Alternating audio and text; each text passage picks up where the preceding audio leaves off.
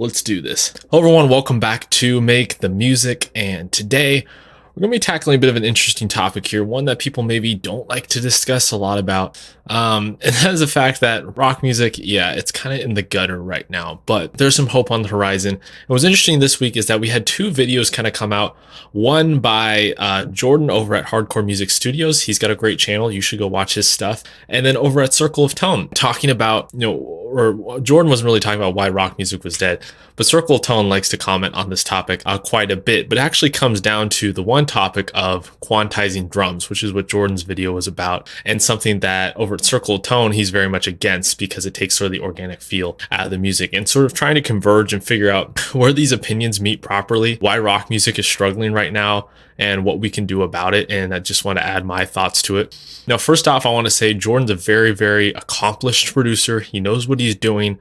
None of these are really even criticisms of what he's doing or what he even said in the video. What he said in the video was all pretty much true, but I want to sort of describe or kind of elaborate on the premise he's going with talking about in his video. So he released a video a few days ago talking about why you need to quantize your drums. It doesn't take the feel out of the drum.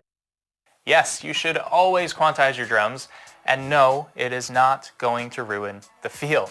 I'm going to prove it to you using some real examples, and by the end of this video, you're going to see why editing your drums is a must. It's what all the pro records do, and he kind of showed why it sounds better when you quantize the drums in the context of the music he was working with. And he is correct. When talking about the music genre he works in, modern metal, modern heavy rock genre, basically all the drums are completely quantized. A lot of times the kick and snare are replaced with samples and so on. And he sort of went through that if you have a sloppy drum performance and you're able to quantize that drum performance, you get a much better sound and you get a much tighter performance between all the different instruments like that. And I totally agree with what he is saying. I think context is really important though when we talk about the different genres of music and what should be quantized. For example, the very modern metal that's being made today, yes, you're going to want to quantize the instruments if you want to get that sound and feel that the records today are getting. However, if you record a jazz band or something like that, or a really moody doom rock band or something like that where the tempo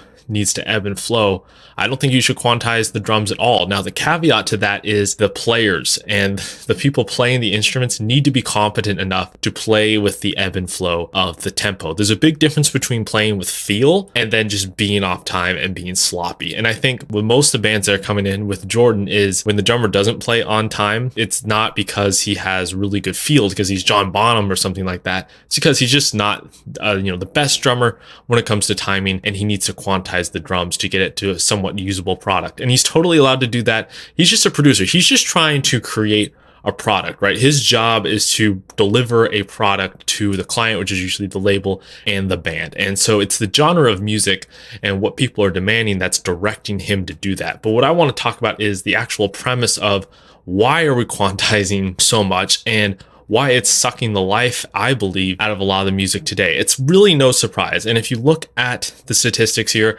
we can see the listening to rock music, it's been on the decline for quite a while now, for about the last decade. And most of the rock music and metal music people are listening to are actually older, produced before 2000, 2005, before Pro Tools really became a thing, before the DAW really took over and snapping things to a grid became much, much easier. Playing to a metronome became much, much easier.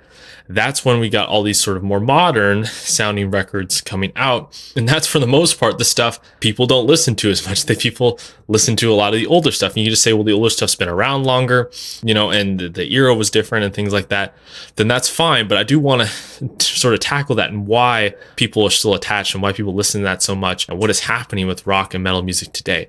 So with the rock and metal music today, it just seems like everything is so pre-canned. Nothing feels organic about the genre. Now, there's of course going to be exceptions, and it doesn't mean they aren't good, good players, that they're good at their instruments, or they're not even bad songwriters. That's not really what I'm talking about here. But if you think about the recent modern metal release or the recent rock record release, and I'm talking about real rock, not really some of this, pop rock stuff. I'm really talking about, the rock genre, right? If we think about that stuff, all this stuff's been quantized to a grid, right? I'm going to use modern metal as an example because it's a genre that I'm familiar with the production on. Everything is snapped to a grid, right? Everything's played to a click. Then you record the drums, right? Which is usually not completely in time. So then it's heavily edited. So it's completely in time.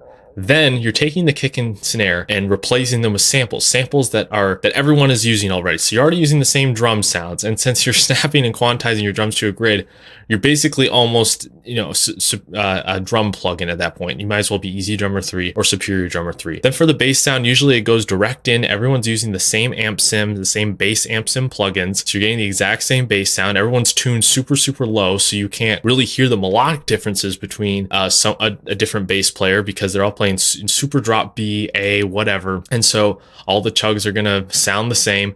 Then you take the guitar players, they're all playing, basically the same guitars with the same pickups going into the same amp sims with the same simulated sounds, simulated microphones, and simulated amp heads, usually, PV, Mesa, and Marshall stuff. Okay, then that is what your band is sounding like, right? And if you have any other instrumentation, usually it's just in the box using a VST with patches that everyone has, using plugins that everyone has. So the only difference now is the vocalist, except the vocalist is now screaming and it's so heavily compressed, so heavily distorted, and then smeared in all sorts of effects. You can't even tell that it's the singer's voice at this point. So you have this product that is, original to an extent, but what part of it is really organic? No part of it is really organic. Sure, the song may be different in its structure and the riffs are different and some of the notes are different, but all the sounds, anything that can make you stand out or unique is completely gone in this case. And there's a lot of people that like that product. That's the product they want. They hire producers like Jordan to get that product. And I think that is totally fine. You can do that. But when we speak to the state of greater rock music and metal music and where it's going and people's interest in it, I don't think it's a surprise at all that people are not listening to this stuff as much as they did 10, 20, 30 years ago. If you think about the biggest rock and metal bands 30 years ago, right? You had Metallica. The hair metal era was sort of dying down at that point. But you had bands like Nirvana and Pearl Jam and Soundgarden starting to jump into the scene. Alice in Chains, right? And if you just go back 35 years, then you had, the thrash big four. You had all sorts of bands like Def Leppard, playing this rock and sort of metal music that was maybe sometimes a little more easier for the audience to sing along with or things like that. But the point is, if you go back to these eras, Guns N' Roses, right? Another big one. I'm sure I'm missing tons of other bands, but you guys get the point. If you think about how their music was created, right? You can't quantize their music. It doesn't sound the same. It doesn't sound as good. Rick Beato did an amazing video a couple years ago where he took a John Bonham drum performance and it sounds great. It has a lot of groove. Of course, the John Bonham drum sound is famous and amazing. And then he snapped his performance to a grid and then he showed what that would sound like. And it sounded totally robotic. The feel was completely removed from it. Here's the actual performance.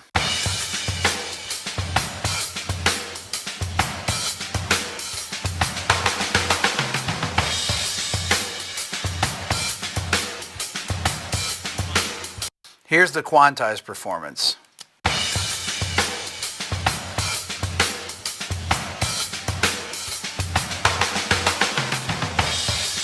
It just does not at all sound like it's got the energy.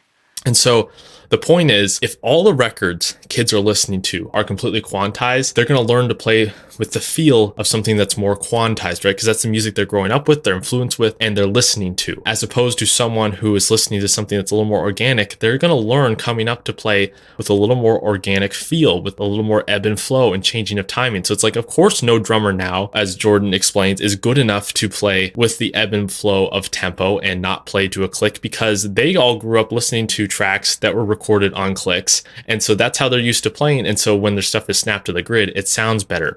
They're not really used to as much. They probably still do listen to the older stuff, but as much listening to things that they had the ability to, work between the meters, work between the beats to get a sound that was sort of unique and had a unique groove to it. They're not being trained to do that as much. So we keep repeating this cycle, right?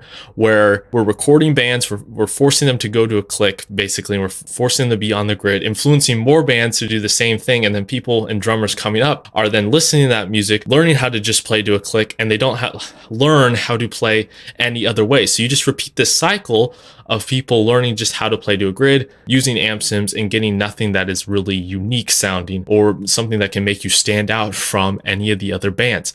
And so this is really why it feeds into sort of Circle of Tones point. If you didn't watch this video, you got to go watch this video. Remember, what do I think of Guthrie Govan?